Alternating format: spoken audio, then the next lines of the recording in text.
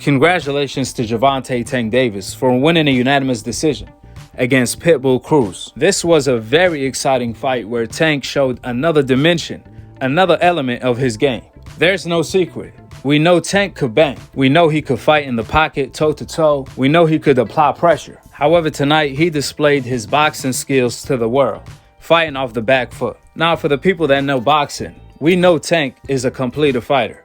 He already showed that against Pedraza, as far as being comfortable fighting off the back foot. However, tonight, Pitbull Cruz presented a different puzzle for Tank to solve, as he is the first fighter Gervonta Tank Davis had ever fought that's actually shorter than him. Which is why, leading up to this fight, I told you guys that Pitbull Cruz was going to be a tough fight because he's literally the Mexican version of baby Mike Tyson. He's a top 10 lightweight, and just like Kambosos, he came to win. However, unlike Tio, Tank was not having that, and he let his skills do the talking. Nevertheless, Pitbull Cruz gave a good account of himself. I scored the fight 9 rounds to 3, or to be generous to Cruz, 8 rounds to 4 in favor of Tank. So I don't know what Showtime commentators were talking about or was even watching.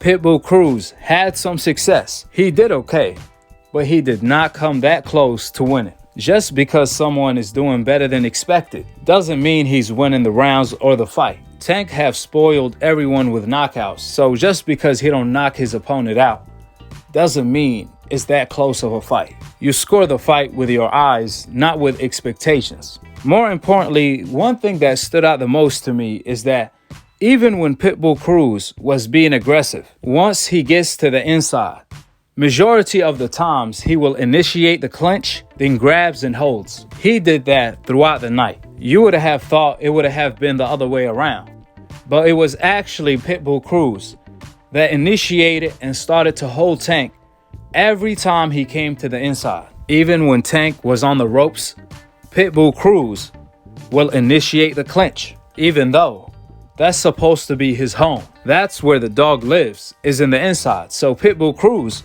was supposed to let his hands go in the inside instead of clinching. However, we all know what time it is. Everyone has a game plan until they get hit in the mouth.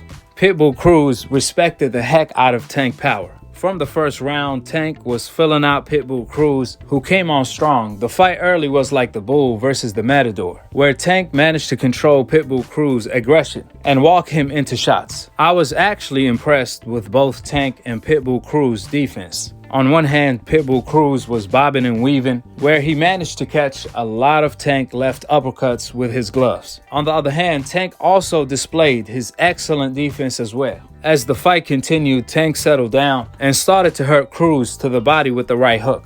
That was toward the middle rounds. It was very telling. Tank was having his best moments when he was backing up Pitbull Cruz, which is to no surprise. Pitbull Cruz only knows how to fight one way, which is come forward.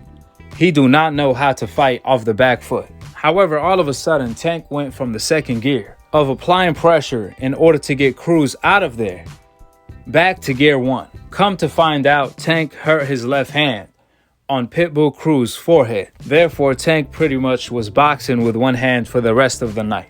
Nevertheless, Tank was still winning rounds. He was landing the right uppercut instead of the left, which was more effective against a Pitbull style. Furthermore, it seems like Tank defensive tactics work best against taller fighters, which makes sense, since that's what he used to fighting. That's why Pitbull Cruz gave him trouble tonight. Certain things I would have liked to see from Tank was use his jab more effectively, like a stiff hard jab, vary the jab more and work off of it. Go to the body more, throw more combinations, because when he did, he hurt Pitbull Cruz. And if Tank is not going to throw combos like that, at least throw decoy punches in order to set up the haymaker. That's what I would like to see from Tank moving forward. So congrats to Tank and congrats to Pitbull Cruz for his moral victory of not going to sleep. I mean, it's amazing to me how Pitbull Cruz was celebrating for the simple fact he didn't get put to sleep like Leo Santa Cruz. That's equivalence to Canelo Alvarez becoming a superstar for simply getting smashed by Floyd every single minute of every single round back when they fought. Nevertheless, Tank, even after hurting his hand, he found a way to win. We had great nights of boxing as of late. Kambosos upset at Teofimo Lopez. Yesterday, Devin Haney beat the soul out of Jojo Diaz, and tonight Tank schooled and outclassed Pitbull Cruz, which is back-to-back of what Mexico best had to offer. Tank have beaten Leo Santa Cruz, Barrios, and now Pitbull Cruz. Drop your thoughts in the comment section below, subscribe below, and click on the notification bell to be continued on the next episode of AKHi, AKHi TV. Peace, and I'm on to the next one.